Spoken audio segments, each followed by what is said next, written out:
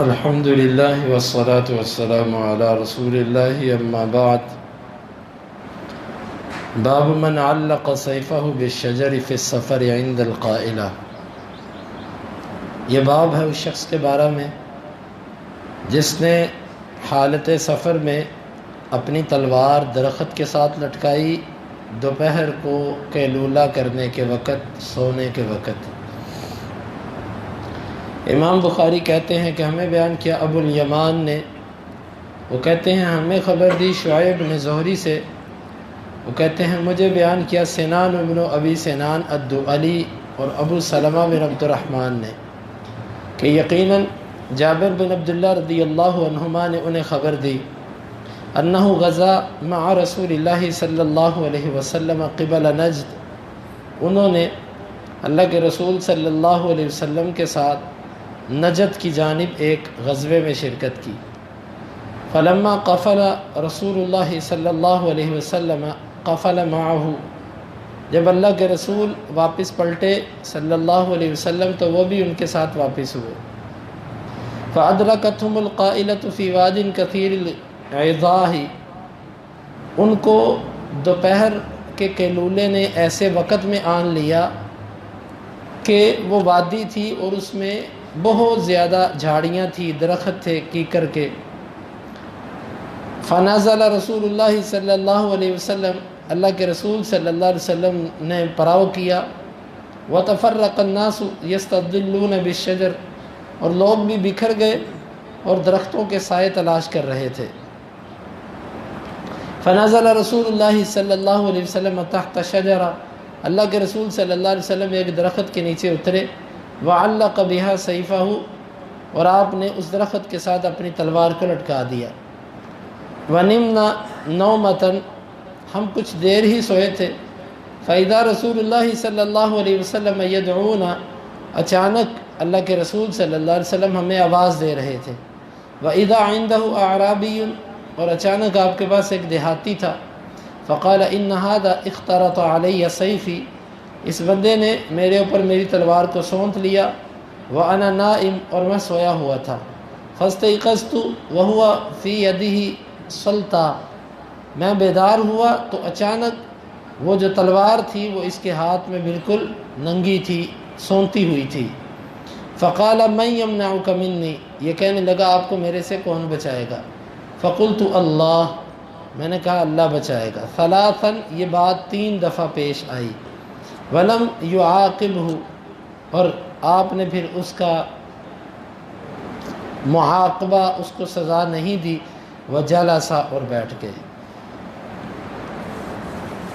اس باب سے امام بخاری رحمہ اللہ یہ بیان کرنا چاہتے ہیں کہ اسلحے وغیرہ کو، ایسی چیزوں کو انسان آرام کرتے وقت کسی چیز سے لٹکا سکتا ہے، درخت وغیرہ سے لٹکا سکتا ہے۔ اور سفر کے دوران اللہ کے نبی صلی اللہ علیہ وسلم کے ساتھ یہ واقعہ پیش آیا کہ آپ واپس آ رہے تھے، دوپہر کا وقت ہو گیا، قیلولے کی ضرورت محسوس ہوئی۔ قیلولہ دوپہر کے سونے کو کہتے ہیں۔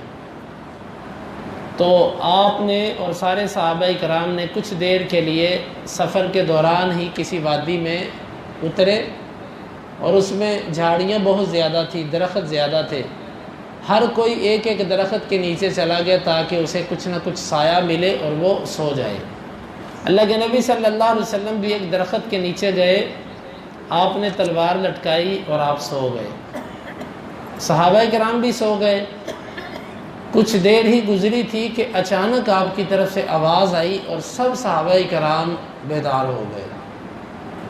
جب آپ کے پاس گئے تو ایک دیہاتی کھڑا تھا۔ اب تلوار اللہ کے نبی صلی اللہ علیہ وسلم کے پاس تھی اور وہ آپ کے سامنے کھڑا تھا۔ آپ نے فرمایا کہ میں سویا ہوا تھا، اس بندے نے آ کے میری تلوار کو اتارا اور مجھے کہنے لگا تجھے آج میرے سے کون بچائے گا؟ تو میں نے اس کو کہا کہ میرا اللہ۔ تو جب یہ بات میں نے اس کو کہی، 3 دفعہ اس نے کہا، میں نے 3 دفعہ کہا میرا اللہ مجھے بچائے گا۔ تو دوسری روایات کے اندر یہ ہے کہ اس کے ہاتھ کانپنے لگ پڑے، اور تلوار اس کے ہاتھ سے گر گئی۔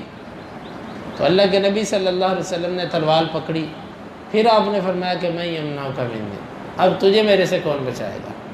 تو وہ آگے سے کہنے لگا انک لا تکافئ السیئۃ بالسیئۃ، آپ تو برائی کا بدلہ برائی سے نہیں دیتے، آپ تو بڑے اچھے ہیں۔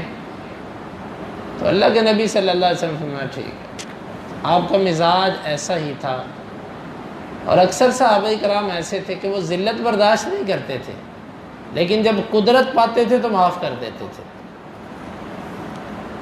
کہ ذلت وہ برداشت نہیں کرتے تھے، کسی کے آگے جھکنا، کسی کے آگے شرمندہ ہونا یہ ان کو پسند نہیں تھا، لیکن جب وہ یہ باور کروا دیتے تھے نا کہ میں تیرے آگے محتاج نہیں، پھر معاف بھی کر دیتے تھے۔ اللہ کے نبی صلی اللہ علیہ وسلم نے بھی ایسے کیا، اس کو معاف کر دیا اور صحابہ کرام کو جمع کیا اور ان کو بتایا۔ اس کے بتانے میں کیا حکمت تھی؟ آپ نے یہ بات انہیں کیوں کہی؟ آپ صلی اللہ علیہ وسلم کے یہ بات کہنے کے اندر حقیقت تو اللہ جانتا ہے، لیکن یہ سمجھ آتی ہے کہ صحابہ کو ایک سبق دینا چاہتے تھے کہ اللہ کی ذات بہت طاقتور ہے۔ بظاہر آپ کو دنیا کے اسباب کٹے ہوئے بھی نظر آ جائیں تو اپنے اللہ پر پورا یقین رکھو، اللہ تمہاری مدد کرے گا۔ ابھی آپ اللہ کے نبی کا توکل اور یقین دیکھیے کہ تلوار اس کے ہاتھ میں ہے، آپ کے ہاتھ میں تلوار نہیں، آپ کے پاس دفاع کرنے کے لیے کچھ نہیں ہے، آپ یہ کہہ رہے ہیں کہ میرا اللہ مجھے تیرے سے بچائے۔ یہ آپ کا یقین کامل تھا کہ اتنے سے تلوار اس کے ہاتھ سے گر گئی، وہ ڈر گیا، گھبرا گیا۔ اللہ کا نام بڑا طاقتور ہے، بڑا قوت والا ہے، تو جہاں یہ نام لیا جاتا ہے وہاں پر اللہ تعالیٰ مد مقابل پر ایک عجیب قسم کی ہیبت پیدا کر دیتا ہے۔ تو یہ ہیبت ہی اس کے اوپر پیدا ہوئی کہ تلوار گر گئی، پھر آپ نے وہ تلوار پکڑ لی، اور پھر آپ نے یہاں پر یہ سبق بھی دیا کہ جب تم اپنے خصم کو مد مقابل کو اپنے مطاحت کر لو، پھر اس کو معاف کر دیا کرو۔ معاف کر دینا ہم میں اکثر جو کمزور ضمیر کے لوگ ہوتے ہیں وہ جب کسی پر قبضہ پا لیتے ہیں نا تو پھر خوب اس کو نتاڑتے ہیں، حالانکہ بڑے لوگوں کا شیوا یہ ہوتا ہے کہ جب وہ قبضہ قدرت پا لیتے ہیں کسی پر تو چھوڑ دیتے ہیں، صرف اتنا باور کروانا تھا کہ میں تیرے آگے کمزور نہیں ہوں، تو جا میں نے تجھے معاف کیا۔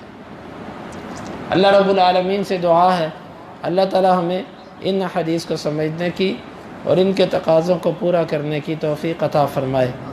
اللہم انفعنا بما علمتنا وعلمنا ما ينفعنا وزدنا علما وآخر دعوانا ان الحمد للہ رب العالمین۔ حدیث نمبر 2910۔